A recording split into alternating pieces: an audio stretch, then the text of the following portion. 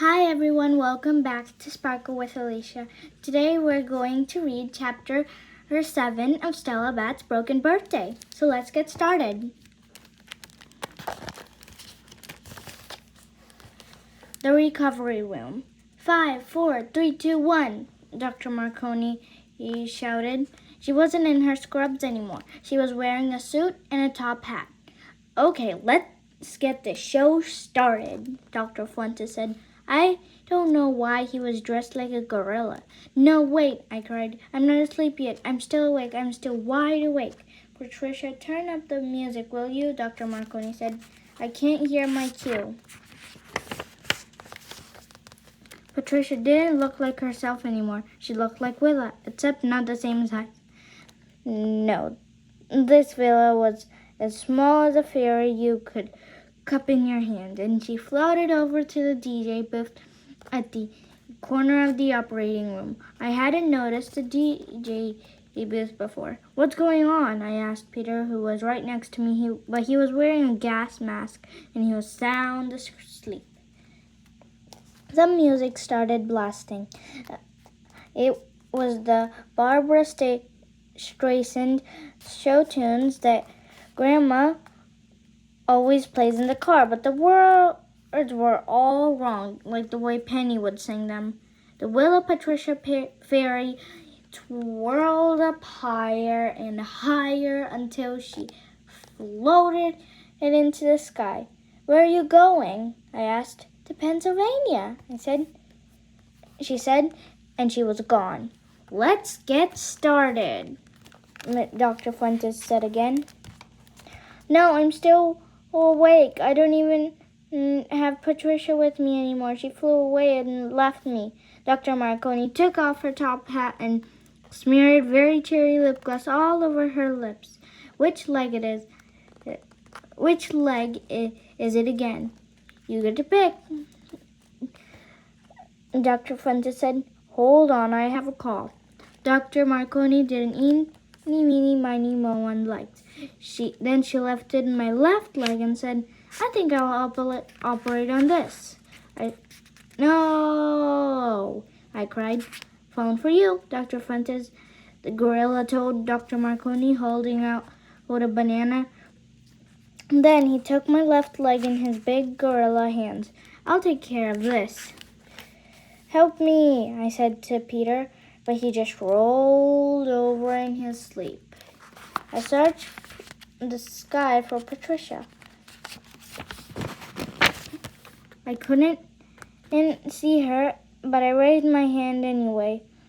That was our signal. I raised it high as I could, and I waved it around and around. I'm awake, I cried. Patricia, if you can hear me, I'm awake. I'm awake. I'm awake. Willa! Someone was speaking. I didn't recognize the voice, but she knew me. I think Stella Bat is awake, she said. I know I'm awake, I said.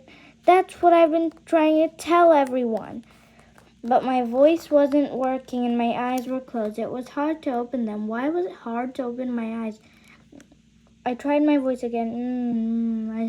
I said, What was that, sweetheart? There were sounds all around. Beeps and blips and footsteps and things being wheeled around and more voices. I tried talking again. Help me! Help! There, the stranger said. There was a cool hand on my head. There was a cool hand on my hand. Your parents will be here soon. Don't worry, you're fine. Don't worry. I didn't fall asleep yet, I said. I opened my eyes just to crack. Everything was fuzzy. Don't let them start yet. I didn't fall asleep. I tried to lift my other hand, the hand that wasn't been held, to wipe my eyes, but something hurt and pulled me back. Help! I said. I'm tied down. Stella, it's okay, the voice said. A hand was on my forehead now. What's happening to me? I cried. Still have the IV in, but the operation is all over. It all went great. It went great. But I thought that, what happened to the doctors? Did Great job on your leg. Somebody patted the corners of my eyes with a tissue. I started. You just look like... I'm Joshua's mom, she supplied. That was it. Joshua from my class. It was his mom, Mrs. Lewis. What was she doing there with me after my operation? I wanted it to be with my mom and my dad and my house and also my room and all my things. And maybe also some fudge from the store. I'm a nurse, Mrs. Lewis told me. And you're in the recovery room where everyone comes after their operations. One of the nurses went to get your parents. They'll be here in a minute. In the meantime, I won't leave you. My eyelids felt so heavy. I couldn't sleep. I couldn't keep them open. I closed them again. Mrs. Lewis kept her hand on my forehead, smoothing back my hair. The hard part is over, she said. And then I heard my mom's voice. Oh, Stella! And then my dad's voice. Hi, darling, we're right here. I opened my eyes again. I cried some more when I saw them. I didn't think I had cried so much in one day ever in my whole entire life. Well, maybe I did when I was a baby. Marco sometimes cries a whole day for no reason. Unlike Marco, I had a reason, a big reason. I just broken my leg and had an operation, and it was almost my birthday. But I was tired again, so I went back to sleep. We'll just stop over here. See you in my next video. Bye-bye.